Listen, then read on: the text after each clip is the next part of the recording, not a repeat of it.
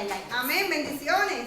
Amén. Amén, bienvenidos. Qué bonitas las alabanzas que nos mueven a eso, ¿no? A pedir cada día más ser transformados, ¿no?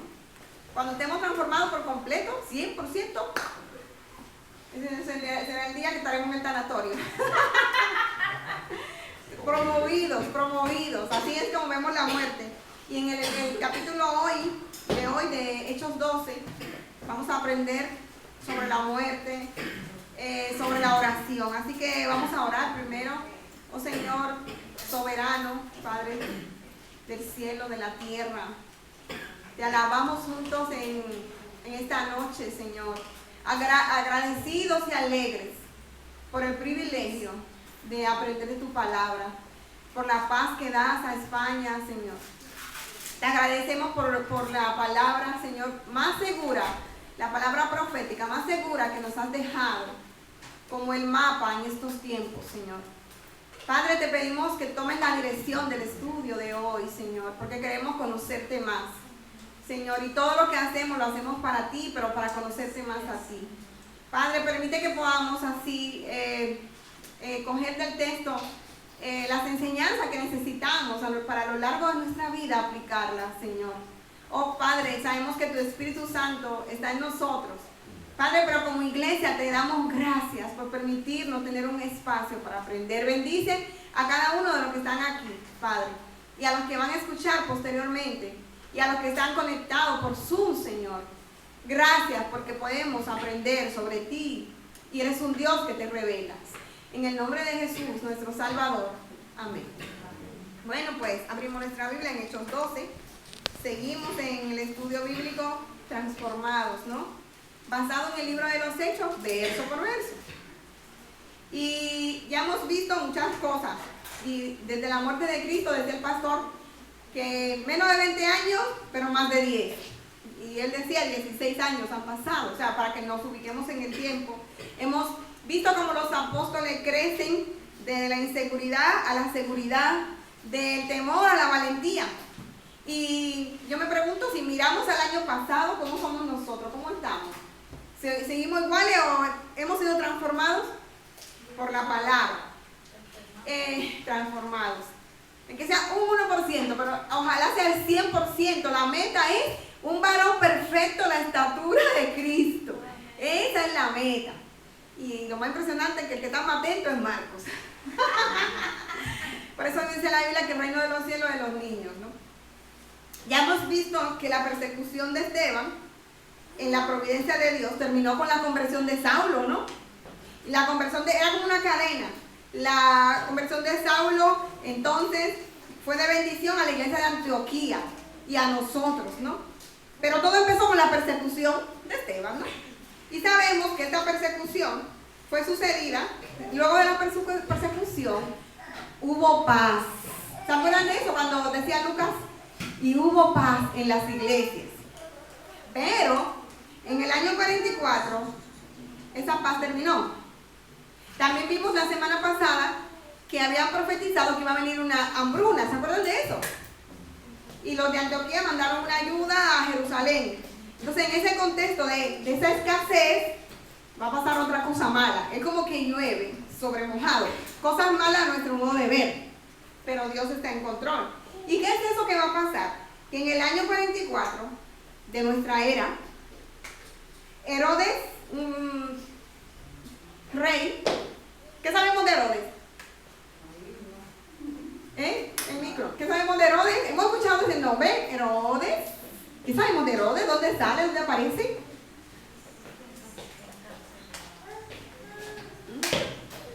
Herodes porque mandó a decapitar a los niños, y luego ahí en el capítulo 12 ahora él quiere matar a los cristianos que se juntaron y mató a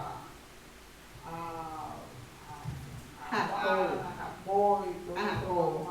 La hermana leyó, así, tenemos que venir leyendo. Y nosotros en casa hemos experimentado algo, que aunque nuestros hijos están aquí, ellos no aterrizan los conocimientos, y hemos tenido que volver a hacer un devocional con lo que aprendemos aquí. Y se lo aconsejo a los padres y a nosotros y a los adultos, porque son muchas ideas y no sé, nos hemos dado cuenta y le estamos dedicando 2 días de la semana o al menos un día a volver a repasar esto, porque son enseñanzas muy buenas. Este Herodes Agripa era rey sobre la tierra de Palestina, Perea, ¿sí? ¿Qué más?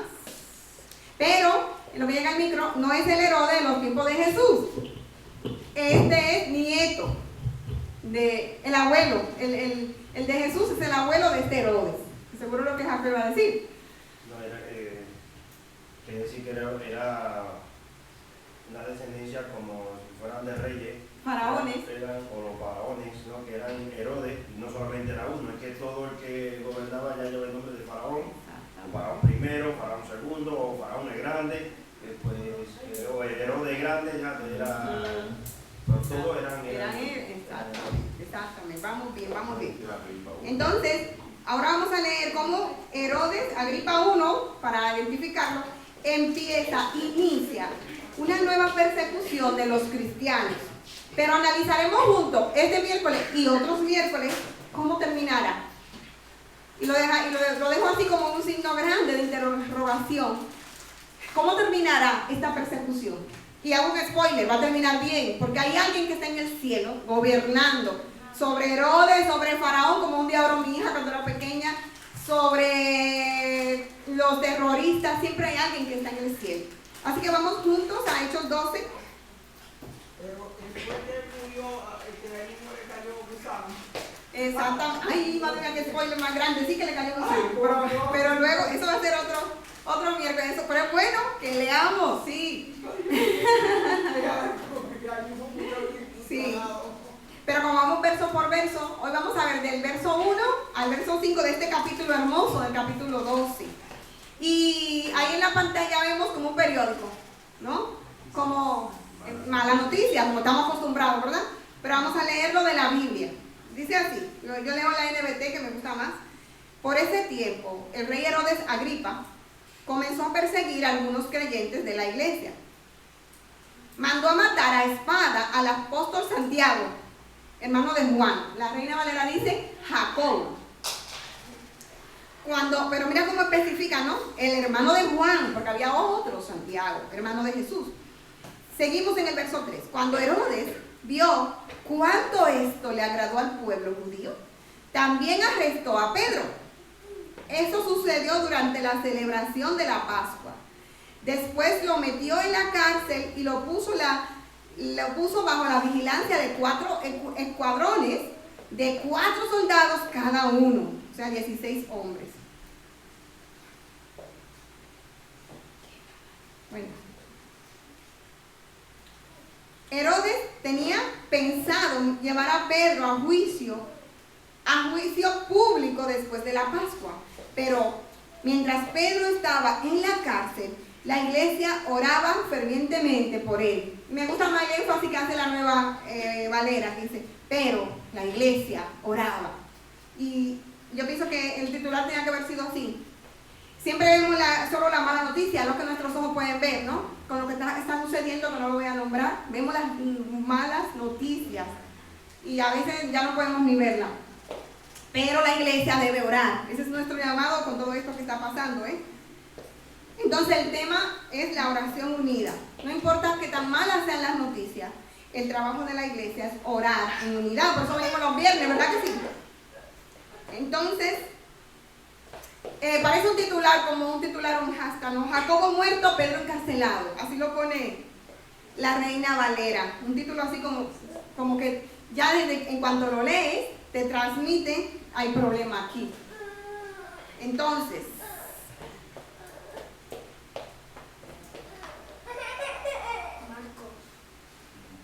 ya hemos dicho unas cuantas cosas de quién era ese Herodes, porque los hermanos han sido estudiosos.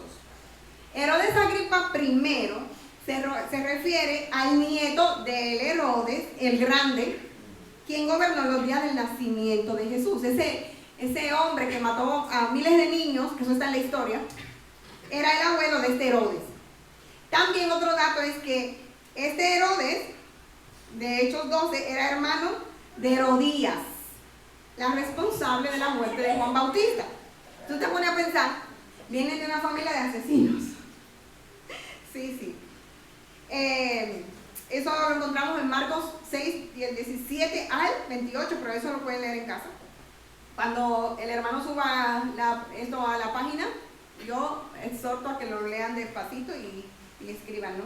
Agripa I, o Herodes, gobernó sobre distintas áreas de Palestina, entre el año 37 al año 44 después de Cristo, de nuestra era, ¿eh?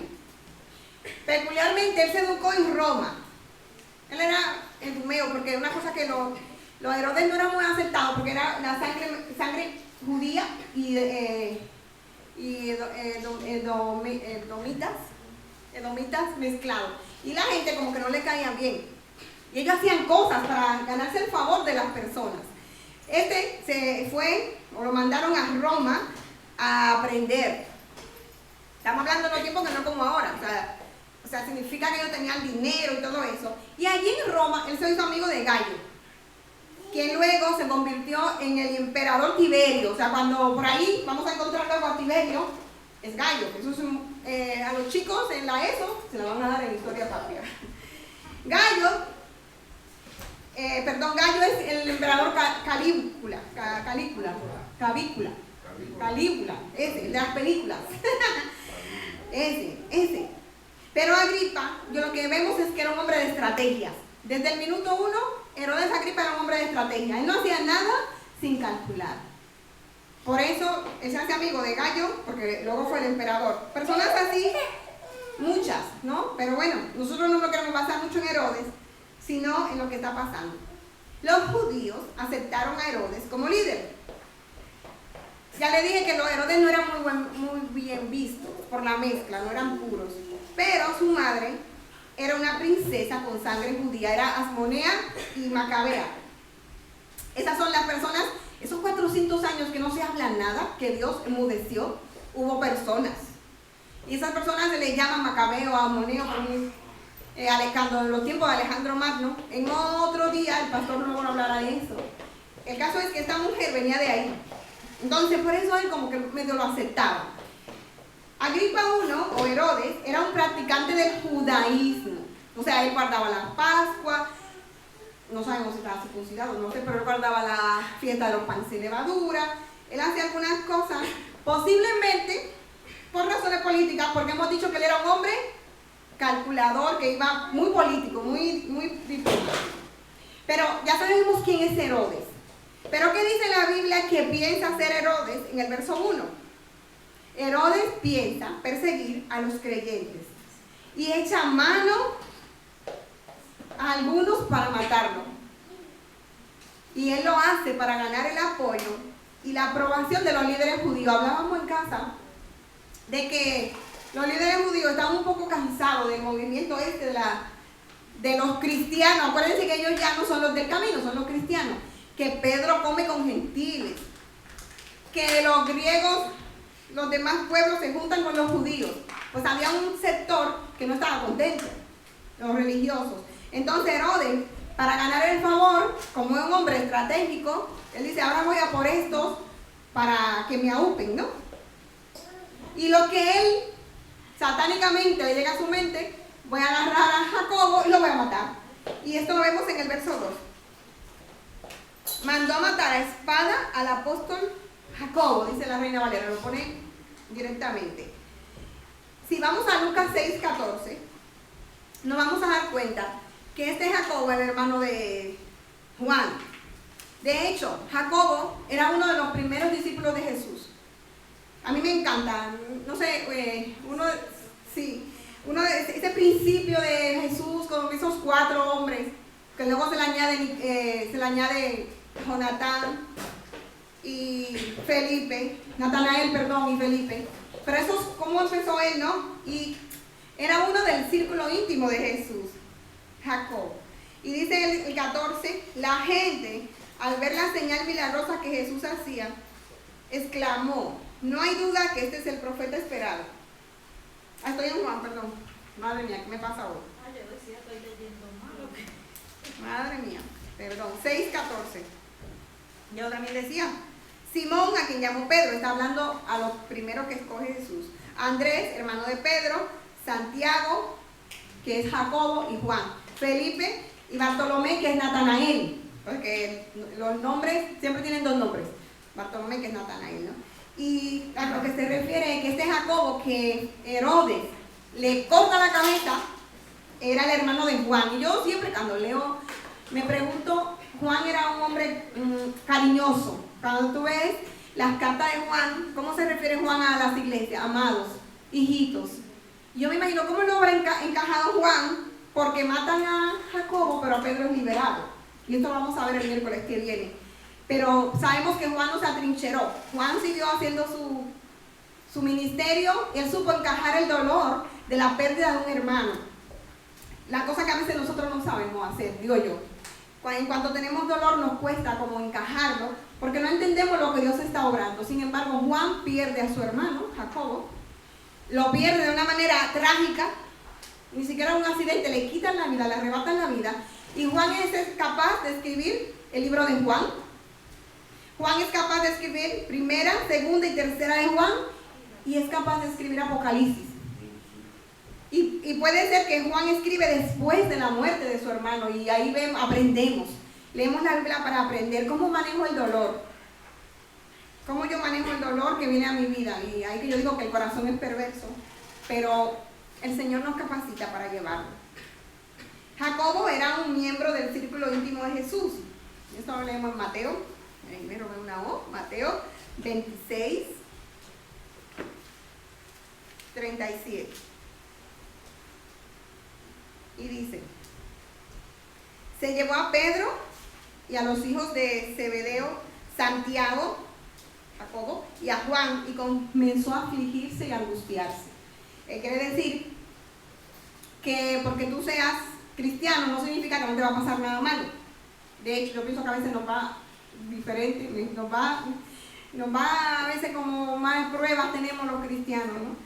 Y lo que quiero es enfatizar que Jacobo era uno del círculo íntimo de Jesús. Otra cosa, la decapitación o que le cortaran la cabeza todavía es una muerte fea. Es una de las cosas que más ha dolido de lo que ha pasado.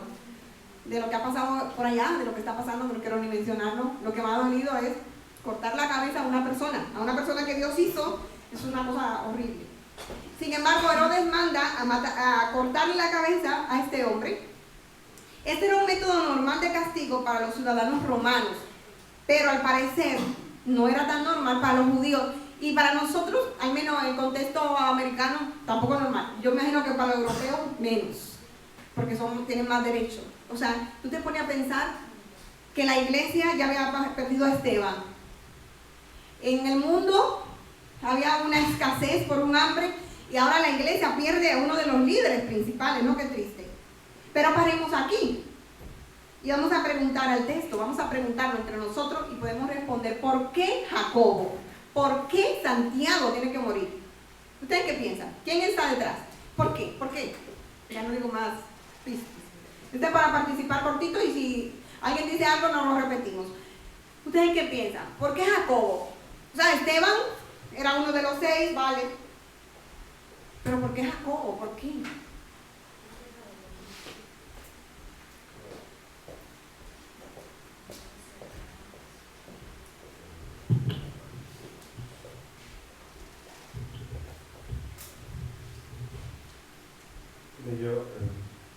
Mi pensar es que Jacobo era uno de los apóstoles ya.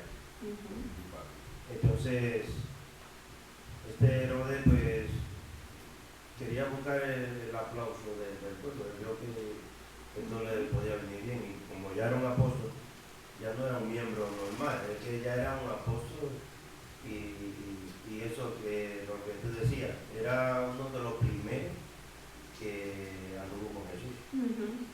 Entonces, pues yo creo que este Herodes buscaba, lo veía como una cabeza muy visible, y quería pues eso mismo, cortarlo, porque era muy visible. Era visible. Detrás de todo eso, en lo que llega al micrófono sabemos quién estaba, ¿no? No se preocupen, yo apoyo que compremos un micrófono que sea balón. Y como tú decías anteriormente, al final él lo que estaba buscando era el apoyo. Y como los los judíos, ¿no? Los fariseos ya estaban harto cansados de los cristianos y todo eso. Fue una forma de él ganárselo y poner, vamos a decir, un poco de paz en su corazón. Era decapitando o desapareciendo a los apóstoles, los que estaban ahí con Jesús, eran los testigos, estaban hablando y estaban ganando personas para el reino. Y detrás siempre tenemos al enemigo de nuestras almas. Él es el enemigo de Dios, pero él ataca los planes de Dios. ¿Y qué más? Que la cabeza. En una iglesia siempre va a atacar a los líderes, al pastor, la familia del pastor, siempre es así. Y no nos sorprendamos, como dice Pedro, no nos sorprendamos del fuego de prueba, no nos sorprendamos. Pero tenemos que seguir preguntando al texto, ¿no? Los comentaristas bíblicos ven una estructura de autoridad en la iglesia del primer siglo, o sea, de los primeros 100 años. Había una estructura. Los apóstoles, el círculo, entonces de los apóstoles, como que mandaban más el círculo íntimo de Jesús. No que Jesús haga favorito, pero tú tienes que tener tus íntimos, siempre Jesús así lo hacía, ¿no? Pedro, Santiago y Juan. Fíjense que cuando pasó algo en Samaria, que los samaritanos recibieron el Espíritu Santo, ¿quiénes fueron? Pedro y Juan. Cuando lo de Cornelio, el Espíritu Santo manda a través de Jesús, a través del Espíritu, manda a Pedro. Y así, porque ellos eran los principales. Y además porque eran los primeros. O sea, si tú te pones a ver en Lucas 6, que hemos leído, Pedro, Santiago y Juan fueron los primeros que le dijeron sí a Jesús, ¿no? Otra estructura es Santiago, que es el que se queda como dirigente de la iglesia. Cuando Pedro empieza a salir por ahí, Santiago, que luego escribe la carta de Santiago, él se queda como dirigente de la iglesia. Otra estructura son los de autoridad, que refleja autoridad y que el diablo también fue a por ellos. Son los 7 de Hechos 6, que estaba Esteban, Felipe, Nicolás y unos otros nombres. Y eran judíos de habla griega, o sea, ese grupo principalmente para los griegos, porque Dios trabaja así, Dios así trabaja. Y más tarde, como líderes, Dios levanta a Pablo y a Bernabé, que son los que inician los viajes misioneros, que cuando estemos ahí, eso va a ser grandioso. Esa parte de la Biblia es hermosa, como ellos van por ahí, cuántas cosas aprenden. Pero lo que queremos ver es que había una autoridad, una cabeza visible de ser hermano, y el enemigo no va a ir a la cabeza que no son visibles. Él siempre va a la cabeza visible, Adán y Eva, Jacobo, Pedro, ¿no? Lo que queremos enmarcar o resaltar es que esta persecución iniciada por Herodes, en esta persecución los apóstoles eran el blanco principal, las cabezas, ¿no? Jacobo, hijo de Zebedeo, fue capturado por Herodes y fue decapitado. Y viéndolo, dice la Reina Valera, que me gusta más, viendo que esto había agradado a los judíos, entonces él procedió a prender a Pedro, a meterlo a la cárcel. Y en el verso 4, algo curioso que Abel y yo analizábamos hoy, esta mañana, cuando ya repasábamos, es que Pedro ya había estado en la cárcel 2 veces. ¿Alguien se acuerda? A ver, lo tenemos hoy, ya está. Así que ya, si se acuerdan, ya lo han leído. Pues bueno, para recordar, Pedro había estado en la cárcel en Hechos 4, ¿recuerdan? Cuando él sana al cojo, que él hace un discurso fenomenal, larguísimo, se arrepienten muchísimas personas y lo meten a la cárcel. La segunda vez en Hechos 5:18, cuando es librado por otro ángel, y ahí estaba con Juan. Entonces ya Pedro ya había estado en la cárcel. Pero yo, como hablábamos en casa, pensamos que esta vez era diferente. Porque esta vez era el mismo rey que andaba detrás de la cabeza de Pedro y ya habían matado a Jacobo. Y aquí volvemos a parar para preguntar al texto, otra vez a la Biblia. Algo que en la Reina Valera se especifica. Dice que era la fiesta de los panes sin levadura. Esta versión dice que era durante la Pascua. ¿Por qué ustedes creen que Lucas especifica? Porque Lucas es un escritor, uno de los mejores, escribe de lo que le narra a Pedro. Y es un gran narrador. Y él nos dice, esto que está pasando, muchachos, agárrense, que esto está pasando en la fiesta de los panes sin levadura. Ojo, esos detalles cuando leemos la Biblia no los podemos pasar por alto, porque ahí hay un mensaje, o sea, que podríamos hacer un estudio solamente de eso, pero sabemos que el tiempo es preciso. ¿Por qué ustedes creen que da ese detalle? Si alguien me lo puede leer en la Reina Valera, porque aquí lo dice diferente. En el verso 3, si alguien me lo puede leer. Alberto, tú que estabas ahí cerca del micro, por favor. Iba a decir, David, si me lo pone en la Reina Valera, yo lo leo. Dice, viendo que esto había agradado a los judíos, Herodes procedió a prender también a Pedro. Punto. Seguido. Eran entonces los días de los panes sin levadura. La fiesta de los panes sin levadura se celebraba 7 días, o sea, en esos días. ¿Por qué ustedes creen que Lucas especifica eso? O sea, como decir, fue el 18 de octubre, en tal sitio, a las 8. Micro por allá. Por aquí. que yo pienso como los fariseos celebraban la muerte de Jesús y los incrédulos todos, ¿no? Se incentivaron a decir que soltaran a Barrabás y mataran a Cristo, y era también en la fiesta de los panes sin levadura, que era la Pascua. Aquí especificaron que también era en esas fechas, casi querían hacer lo mismo, como hicieron con Jesús, ¿no? De prenderle, y por eso te digo que ayer era la fiesta, pero yo pienso que algo se llama ese ímpetu que quieres matar a... Pero como sin levadura es la contaminación.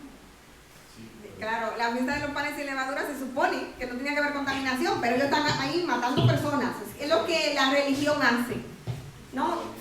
Como la religión obvia, o sea, y además dice no matarás, pero matan a Jacobo y a espada. O sea, cuando nos volvemos religiosos, que el Señor, ninguno de los que estamos aquí somos, lo sabemos, pero como la religión es lo que está pasando por ahí, es la religión. Y por eso siempre yo digo, Jesús es relación, o sea, Por eso es que, esas cosas por eso es que Jesús le llama hipócrita. hipócritas. Cuando Jesús está haciendo los milagros y él le está diciendo. Bueno, ahí se va a escuchar por ahí. Claro, porque dice, si se cae una oveja o un animal, que Jesús, por eso es que le llama hipócrita. Cada vez que ellos le saltan como con la ley, y Jesús le está diciendo, si son unos hipócritas, porque dicen que no se trabaja en el día del sábado, pero si un animal se le cae a un hueco, lo salvan, o sea, lo sacan, es decir, que están trabajando. Entonces lo mismo pasa aquí. Se supone que viven por la ley, panes sin levadura, hay que estar, vamos a decir, sometidos y en santidad, no se puede hacer maldad, pero matan. Entonces, como que se dice que se contradice. Sí, ¿ves? Porque cuando leemos la Biblia tenemos que parar en todos los lugares, porque aprendemos, ¿no? De la hipocresía de ellos. Y por aquí, de que igual querían emular lo que pasó con Jesús y Jacob. Sí, que quería agregar un poquito, es que era esa fiesta de los panes sin levadura se hacía ya posterior a la Pascua, ¿no? Creo que era la Pascua, después los panes sin levadura. No, al revés. O al revés. No, es delegado. Los panes sin levadura es por la Entonces, esta fiesta de los panes sin levadura era como una especie de purificación y todo esto, pero que cuando leemos el libro de Mateo, la mayoría de palabras que Jesús habló y habló a los fariseos, siempre vamos a encontrar una palabra que le dice, oh fariseos hipócritas, oh fariseos y escribas hipócritas, porque eso es lo que estaba pasando en ellos aquí también, la hipocresía que ya estaban viendo, porque si era de purificación, pues entonces yo creo que era algo que ellos tenían que purificarse a comprar. Estaban sumergidos en ese punto. Así es. Pero me habéis dejado en duda, que pesa, o sea, la Pascua y los panes sin levadura. Los panes sin levadura eran 7 días antes de la Pascua. Era Pascua. La Pascua se celebraba al día 8. Entonces después de la Pascua, 40 días se celebraba Pentecostés. Y luego la fiesta del tabernáculo y así. Pero nos vamos a quedar en esos 7 días de purificación que ellos celebraban, de que Jesús, Dios le libró en el Egipto, allá. Hemos visto que Herodes era un hombre político, ¿no? Estratega. Sabía que había más judíos en la ciudad en la fiesta de los panes y levadura, porque la fiesta de los panes y levadura es como, decíamos en casa cuando hacía el devocional, como antes, cuando la Navidad, que tú viajabas a América a celebrar con tu familia, o en las fiestas en el verano, ¿cómo se llama la fiesta aquí a los santos? En el verano, que la gente viene, la fiesta patronal. Entonces, todavía los judíos celebran sus fiestas, imagínense en esos tiempos, ¿no? Y Herodes sabía que en la ciudad iba a haber muchísima gente celebrando eso. Así que él elige esa fecha para impresionar a más judíos que estaban disgustados. La fiesta de los panes y levadura se celebraba toda una semana y seguía la Pascua, como hemos repetido.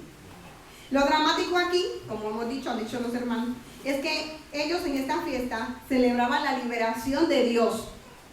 Y ellos estaban metiendo a la gente a la cárcel. Ellos celebraban la liberación de Dios de la esclavitud. El faraón representa al diablo, al enemigo, al pecado. Eso es lo que ellos están celebrando. El Señor nos liberó. Fuimos esclavos en Egipto y el Señor nos liberó y cantamos cuando cruzamos el Mar Rojo. Pero, sí, mucho conocimiento, pero son incapaces de ver la verdadera liberación que está pasando ahí, en el Mesías, en los seguidores del Mesías. Y yo siempre le digo lo que cantábamos antes a mi Señor: no deje que yo deje de asombrarme. Cuando el cristiano deja de asombrarse de Dios, hoy, ¿cómo has visto a Dios en este día? Obrando, en la fábrica, en el trabajo, en el hospital, en la carretera. ¿Te ha asombrado Dios en algo? Al menos que viste una serpiente. O que ibas a pasar el paso de cebra y el conductor casi te atropella, pero uy. Si no somos capaces de ver a Dios en nuestro día a día, no pueden pasar esas cosas, porque todo no empieza de un día a la vez, todo empieza con una raíz, y no podemos perder el asombro por Dios. Israel perdió el asombro por Dios, y cuando vino su libertador, su Moisés, que era Jesús, ellos no lo pudieron reconocer. Así que no podemos perder de vista lo que Dios está haciendo, cómo Dios ha obrado en ti hoy, porque tiene que haber obrado. Y si no lo has visto hoy, antes de irte a la cama, medita en cuando te levantaste, hiciste café, saliste, cerraste la puerta, entraste, cómo Dios ha obrado en tu vida hoy, medita. Volvemos a Hechos 12. Y vamos a leer el verso 4, la parte B. Después lo metió en la cárcel y lo puso bajo la vigilancia de 4 escuadrones, de 4 soldados cada uno.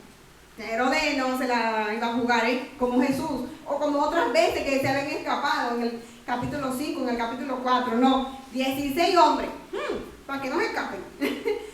Sin embargo, porque Dios va a obrar, y lo vamos a ver la semana pasada, Herodes decide tratar con Pedro después de la Pascua, que es lo que dice el verso 4 en la parte B. Después dice: Herodes tenía pensado llevar a Pedro a juicio público después de la Pascua. Y esa palabra público, ya Tatica hizo un spoiler, porque públicamente el Señor le va a pagar a Herodes lo que le está haciendo. Un juicio público. Y yo me pregunto, ¿por qué no en la Pascua? ¿Por qué después de la Pascua? Pues así Herodes queda bien con todo el mundo, porque él es muy piadoso. ¿Cómo va a enturbiar la Pascua, un día santo? Herodes era muy buen político, mejor que cualquiera de lo que hemos conocido. Y él decide: sí, voy a matar a Jacobo en la fiesta de los panes de levadura, pero voy a reservar a Pedro para después de la Pascua. Y así demuestro que quedó bien como un hombre judío que guardó la ley. Es lo que está pasando aquí. Y seguimos, ¿no? El verso 5. Dice: pero mientras Pedro estaba en la cárcel, que es el verso principal de lo que venimos diciendo, la iglesia oraba fervientemente por él. La Reina Valera dice: sin cesar. Y en casa con los niños, que los devocionales de nosotros, tuvimos que ir a buscar en Google. Y la palabra en griego, que no sé mencionarla y yo no voy a decirla porque yo no sé griego, es como que la iglesia se estiraba, como que la iglesia hacía, como cuando quieres alcanzar algo. La iglesia oraba fervientemente, sin cesar, dice la Reina Valera. Fervientemente, constantemente, dicen otras versiones. Vamos a verlo en la siguiente diapositiva. Hemos cogido la NBI y la Nueva Biblia de las Américas. porque es un verso principal, ¿vale? Pedro está en la cárcel, con una amenaza de muerte, de te quedas sin cabeza, como la película de córtale la cabeza. ¿Has visto esa película? De la reina. Ay, pues eso es lo que Herodes, de cuál de ahí sacan esas películas. Herodes quería cortarle la cabeza a Pedro también, pero la iglesia oraba. Dice la NBI, pero mientras mantenían a Pedro en la cárcel, la iglesia oraba constante y ferviente. ¿A quién? A Dios, por él.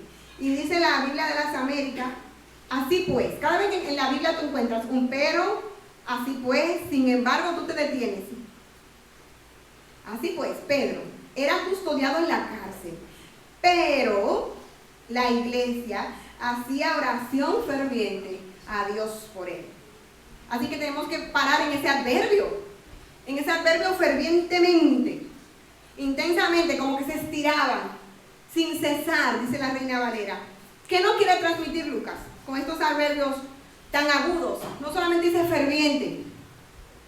Saben que la Biblia se escribe, Lucas se escribe en griego, koiné, un idioma antiguo, casi muerto. Hay gente que habla griego, pero imagínate, se habla más inglés, se habla más español.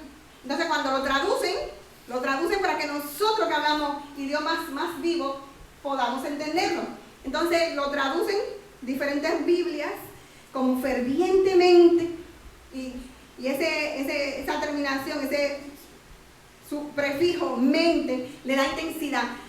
Intensamente, valga la redundancia, sin cesar, que es más conocida la palabra, ¿no?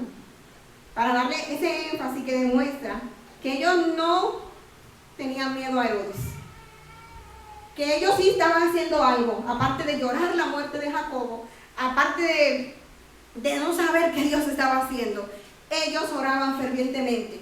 Y yo he estado ahí en situaciones que tú no sabes qué hacer, porque no hay salida por aquí, no hay salida por allá, jaque mate, que decimos en casa, los que sabemos jugar ajedrez. Pero la iglesia oraba. Cuando tú estés ahí, jaque mate, que tú no encuentras jugada, ¿sabes cuál es lo que tienes que hacer? Orar. Y ahí muchas veces yo he estado, y eso demuestra nuestra confianza en Dios, de que Él tiene el control de la situación y que creemos en Él sin dudar. O sea, no es que yo voy a orar el mes pasado, ya no voy a orar más por eso, o voy a orar y no voy a estar tranquila, como 1 Pedro dice, que echemos nuestra ansiedad sobre Él, echemos nuestra ansiedad, porque Él tiene cuidado de nosotros. Eso es lo que está haciendo la iglesia. Jesús también oraba así, y me gustaría que vayamos juntos a Lucas 22.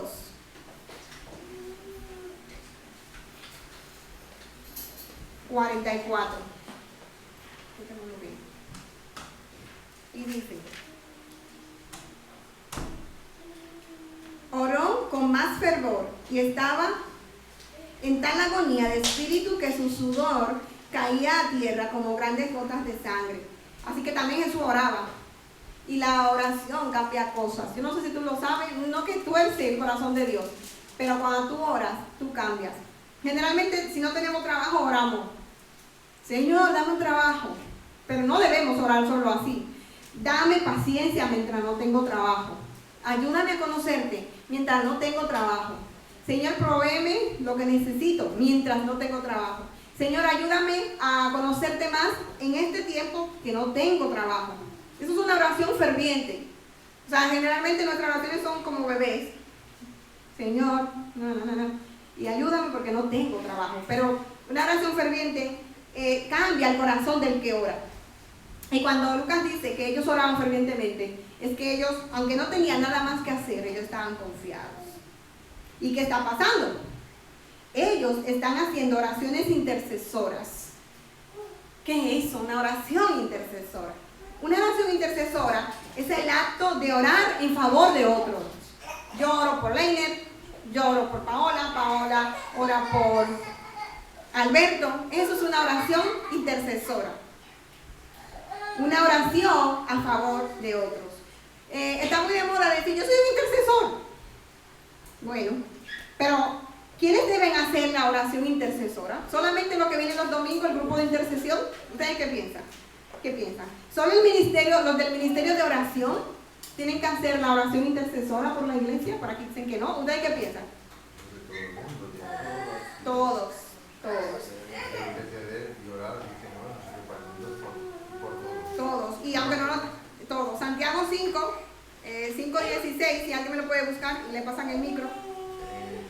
Dice 5, pero lo Dice orar sin cesar. Orar sin cesar, orar unos por otros. Y Santiago, David, si me lo puedes buscar, Santiago 5:16, por favor, porque llegarás primero que yo.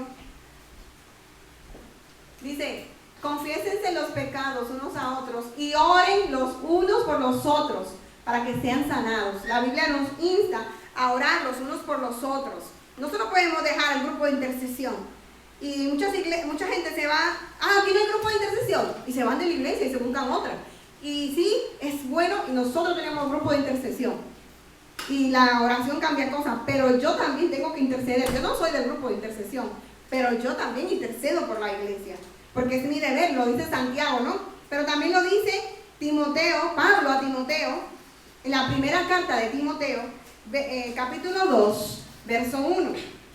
Dice, en primer lugar, te ruego que ores por todos los seres humanos. Pídele a Dios que los ayude, intercede en su favor y da gracia por ellos.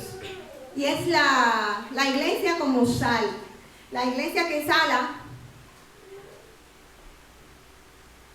¿Sí, David? Sí, la iglesia que sala eso hace. ¿Sí? Quiero decir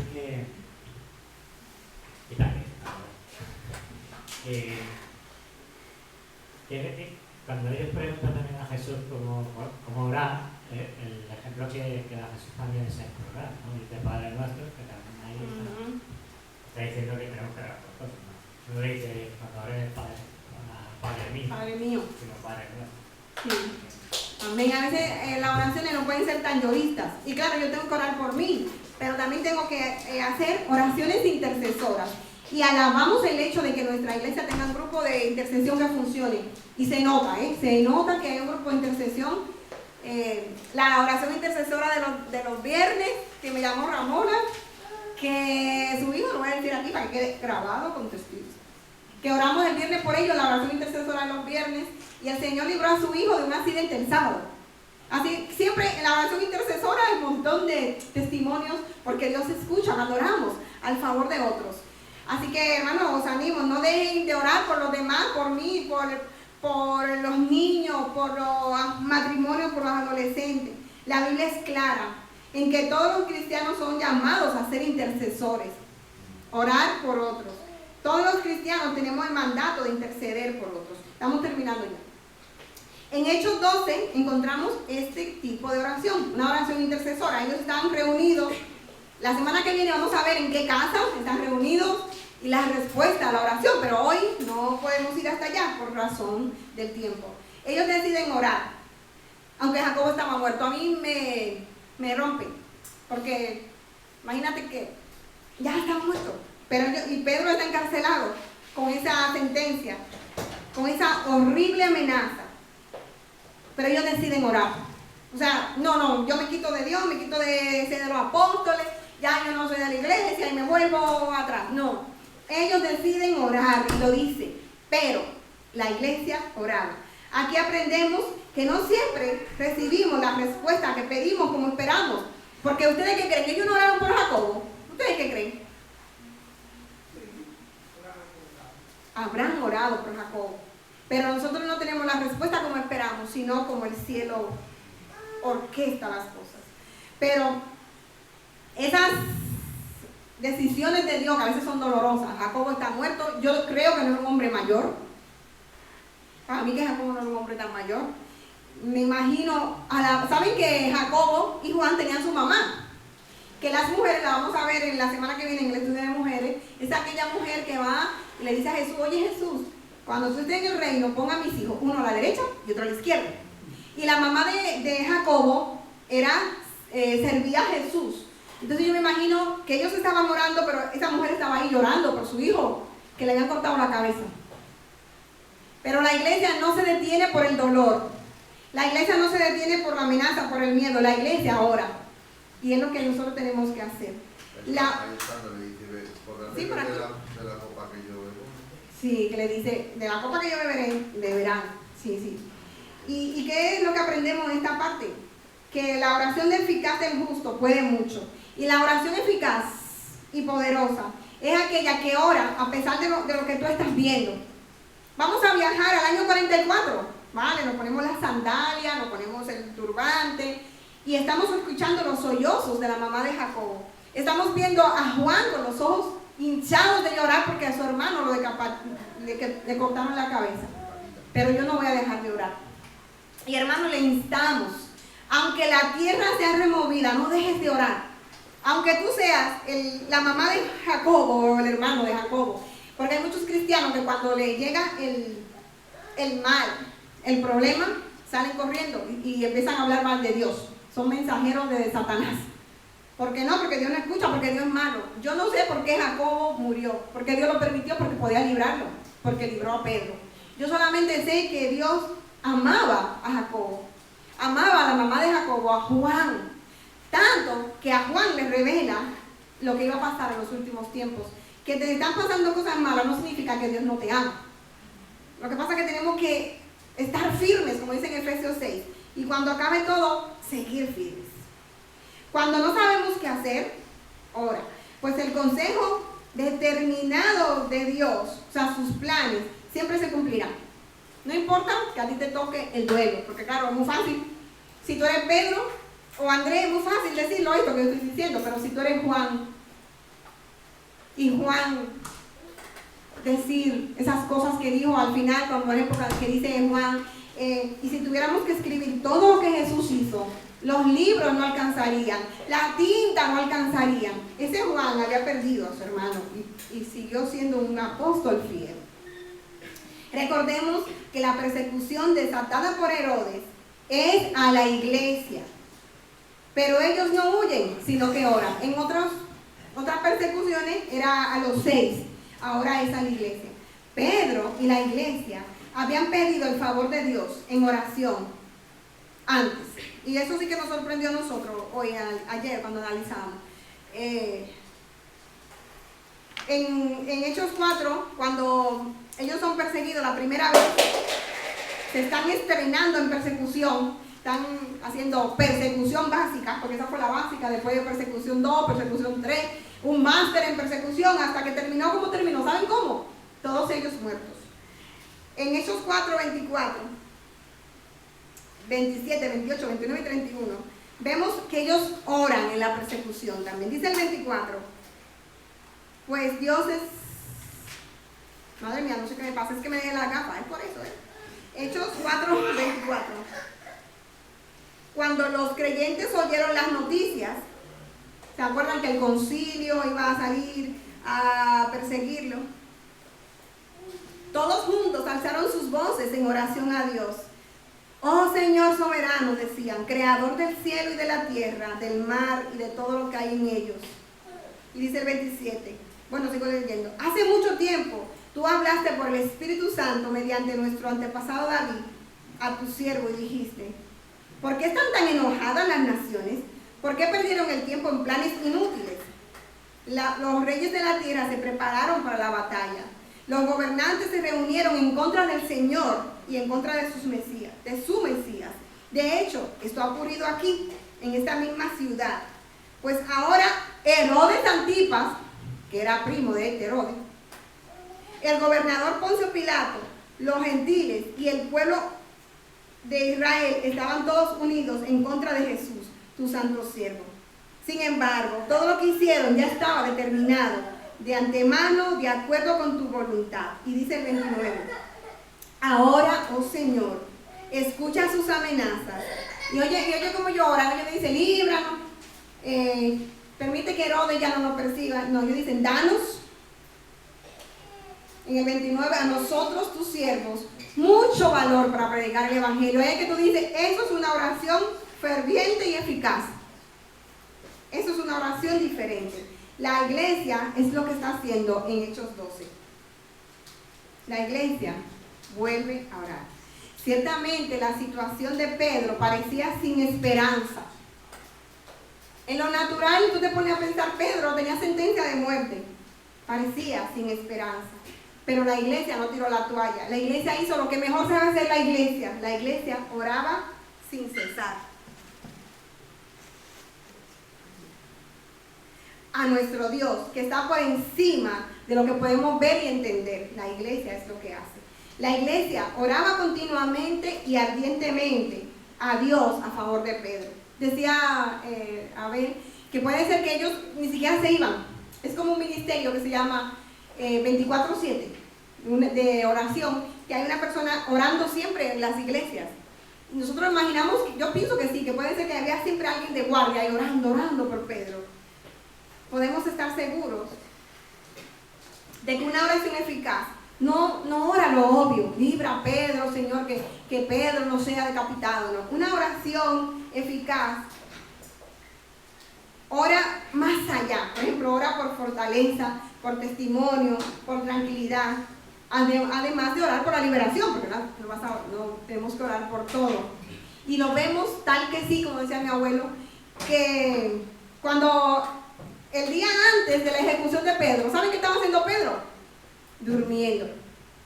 Entonces esas oraciones llegaron.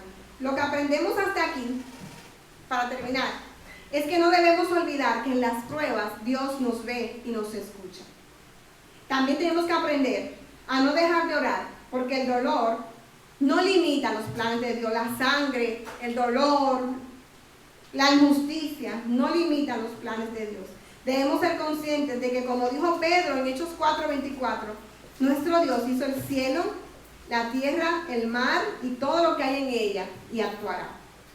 Y para casi finalizar, al principio de Hechos 12, o sea, lo que hemos visto hoy, ¿quién está ganando? ¿Quién parece que está ganando? A ver, los chiquillos que están ahí, ¿quién parece que está ganando? ¿Quién parece que está ganando? Aquí vamos a empezar de nuevo, no se preocupen cuando acabe. Parece que está ganando Herodes, ¿no? Ya mató a Jacobo, ahora tiene a Pedro en la cárcel y lo va a matar después de la Pascua. Uy, parece que está ganando Herodes, ¿no? Pero no. Herodes no está en el control de la historia, sino que la iglesia sabe que él está perdiendo la batalla porque en el control de este mundo está Dios. Así que no te pierdas la siguiente sesión, donde aprenderemos el resultado de una iglesia que ora, que es más fuerte que todo. Si tú quieres saber lo que va a pasar la semana que viene, nos vemos aquí, en el mismo canal, a la misma hora, y así, o puedes leerlo tú mismo y descubrir el poder de una iglesia que ora, de una iglesia que, a pesar del dolor, puede decir, como dice una canción de República Dominicana, yo te alabo, aunque con el alma doblada, dice la canción. Yo siempre he intentado cantarla, pero me hace llorar mucho, porque a mí me ha tocado muchas veces llorar con el alma doblada, porque tú no entiendes lo que está pasando. Pero cuando tú no entiendes lo que está pasando, las lágrimas inundan tu cama, nadie te llama, nadie te busca, hay alguien que te ve y que te escucha. Ora. Cuando tú crees que ya no hay más solución, que estás jaque mate, que has perdido el tiempo, que Dios no te ve, ora. Porque es lo que le pasaba a la iglesia primitiva. Estaban en una escasez, Jacobo sin cabeza, muerto ya. Toda esa familia sufriendo, pero toda la familia de la fe sufriendo, pero la iglesia no se atrinchera. ¿Qué hace la iglesia? La iglesia ora. Así que, hermanos, ora a favor de nosotros, porque Dios actúa. Amén.